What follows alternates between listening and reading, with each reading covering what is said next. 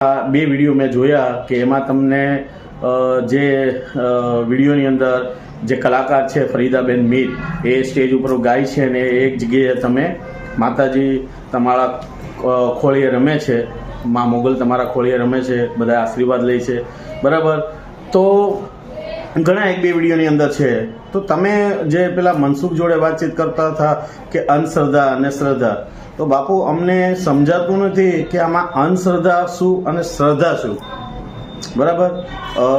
તમે કીધું હતું કે મેલડીમાંના જે કંઈ અમુક લોકો જે કંઈ હોય એ તેલ ને તાવા ને એવું બધું જે કંઈ. તો નમસ્કાર મિત્રો, સ્વાગત છે તમારું ડીબીએસ ગુજરાત યુટ્યુબ ચેનલમાં એક નવા વિડીયો સાથે. થોડા દિવસો પહેલાં મનસુખભાઈ રાઠોડનું એક કોલ રેકોર્ડિંગ વાયરલ થયું હતું. આ કોલ રેકોર્ડિંગની અંદર કબરવ મોગલધામના બાપુ અને મનસુખભાઈ રાઠોડ ચર્ચા કરી રહ્યા છે. આ ચર્ચાની અંદર પાખંડી ભુવાઓ વિશે અને અંધશ્રદ્ધા વિશે જોરદાર ચર્ચા થઈ હતી. તે કોલ રેકોર્ડિંગ વાયરલ થયું હતું. અત્યારે એક વિડીયો સામે આવ્યો છે જેની અંદર કરણભાઈ સાંથલિયા મોગલધામના બાપુને પ્રશ્ન પૂછ્યા છે અને સાથે સાથે મનસુખભાઈ રાઠોડ વિશે પણ એવું જણાવી રહ્યા છે, જે તમે સાંભળશો આ વિડીયોની અંદર. વિડીયો પૂરેપૂરો જુઓ. વિડીયો જોયા પછી કરણભાઈ સાંથલિયા વિશે તમારું શું કહેવું છે તે કોમેન્ટ કરી જરૂરથી જણાવજો. અને ચેનલમાં નવા હોય તો ચેનલને સબસ્ક્રાઈબ કરવા વિનંતી, જેથી દરેક વિડીયોની નોટિફિકેશન તમને મળતી રહે. જુઓ આ વિડીયો. નમસ્કાર મિત્રો, જય હિન્દ, જય ભારત.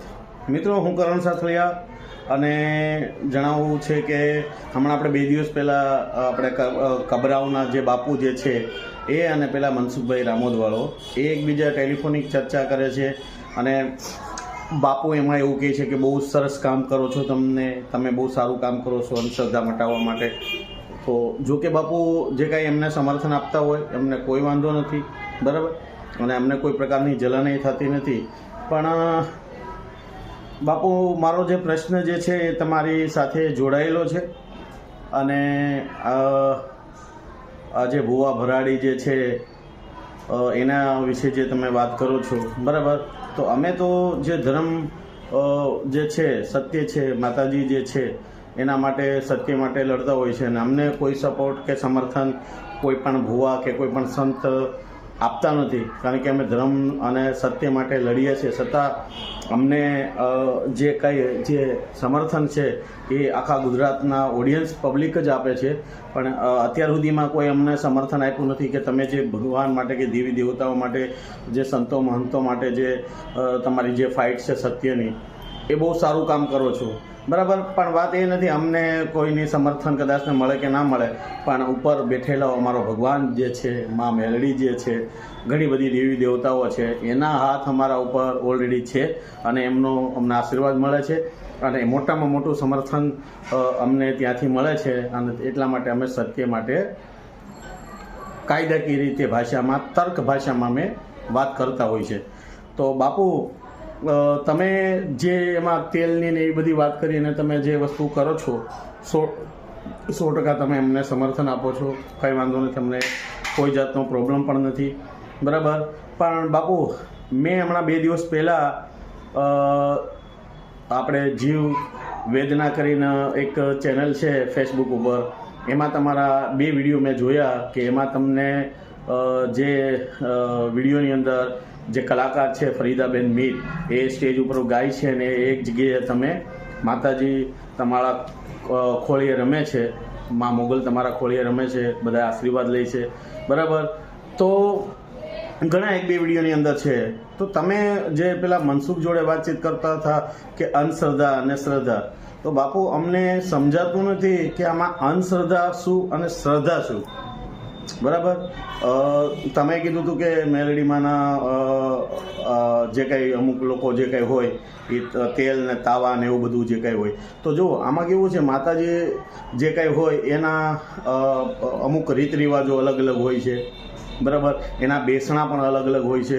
ખોડિયારમાં હોય તો એમનું જે કંઈ છે વાહન એ મગરમચ્છ હોય છે, મેલડીમાં હોય તો એના અસવાર જે છે વાહન એ બકરો છે. ઘણા બધા માતાજીના અલગ અલગ બધાય જે કંઈ હોય અને ઘણા બધા નિવેદો પણ અલગ અલગ પ્રકારના હોય છે, બરાબર. કોઈ લાપસી ચડતી હોય, બરાબર, કોઈને કુલેર થતી હોય, કોઈને શ્રીફળ થતું હોય. તો આ રીતે જે આ મેલડીમાં જે છે, બરાબર, એના તેલના તાવા જ હોય છે, બરાબર. તો જે તમે આ ઓલો ભાઈ તો કદાચને એમ કહે છે કે ત્યાં એટલું બધું હોય તો તેલ મારે 5 ડબ્બા જોઈએ છે. તો આ બધી વસ્તુ જે તમે એની યાર ચર્ચા કરો છો અને તમે એને જે સમર્થન આપો છો, તો બાપુ હું એમ કહેવા માંગુ છું, એ જ વ્યક્તિ એવું કહે છે કે આપણા ખોળિયાની અંદર બીજી કોઈ શક્તિ આ ખોળિયાની અંદર આવી ન શકે. આવું એ નાસ્તિક જે છે એના લીધેથી કહે છે કે તર્ક કરે છે એ નથી મને ખબર, પણ એ એવી રીતે કહે છે કે આપણા ખોળિયામાં બીજી કોઈ શક્તિ આવી ન શકે. પણ તમારા 2-3 વિડીયોમાં બાપુ મેં જોયા છે કે માતાજી તમારા ખોળીએ રમે છે, બરાબર. તો આ જે ઓલો પેલો મનસુખ જે બોલે છે એ સત્ય કે જે તમારા ખોળે માતાજી રમે છે એ સત્ય? એ અમારો તમારી પાસેથી એક પ્રશ્ન છે, બરાબર.